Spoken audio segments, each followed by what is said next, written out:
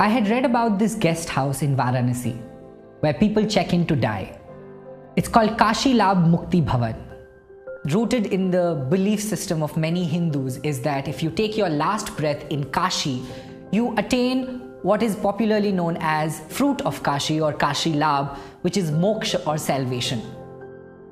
Now the interesting fact is that you're only allowed 2 weeks to stay in and die. So you have to be really sure. If you're still hanging around after 2 weeks, you got to check out. So I was really curious and fascinated to understand what would those people have learned who have not only accepted death as a reality, but are rather anticipating it with the timer on. So I went to Varanasi, spent a week in the guest house and interviewed people who had checked in. Phenomenal, their life lessons were really thought-provoking. So in the same environment, I met Mr. Bhairavnath Shukla, who has been the manager of Mukti Bhawan for last 44 years. He has seen more than 12,000 deaths. So I asked him, what have you learned after seeing both life and death at such close quarters? He shared with me 12 life lessons, of which I wrote a blog post, and it's read and shared by millions of people across the world and became highly popular. But there's one life lesson in that series which is Mr. Shukla's favorite and resonated deep with me, and the life lesson is resolve all conflicts before you go. He told me a backstory to it. There was a Sanskrit scholar of the times by the name of Ram Sagar Mishra. Mishra was one of the eldest of the 6 brothers and was closest to the youngest. One argument years ago led to this bitter communication between the brothers and led to a wall eventually partitioning the house.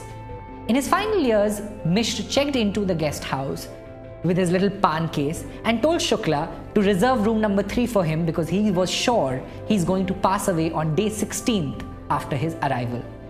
On day 14th, he said, I want my estranged brother of 40 years to come and see me. This bitterness heavies my heart. I want to resolve every conflict before I go. A letter was sent out.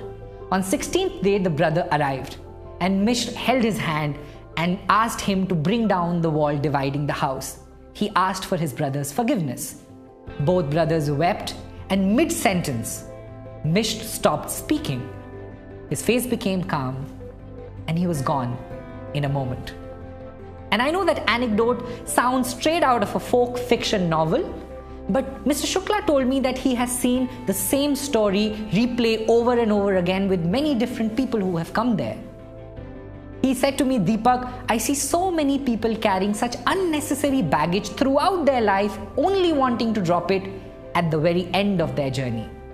The trick, he said, however, lies in not having any conflict, but resolving every conflict as soon as you have it.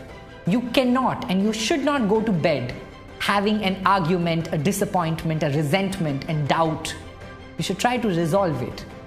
Because you see, the good news is you're alive. The bad news is no one knows for how long. So resolve your conflicts today. I hope this makes and fuels your day.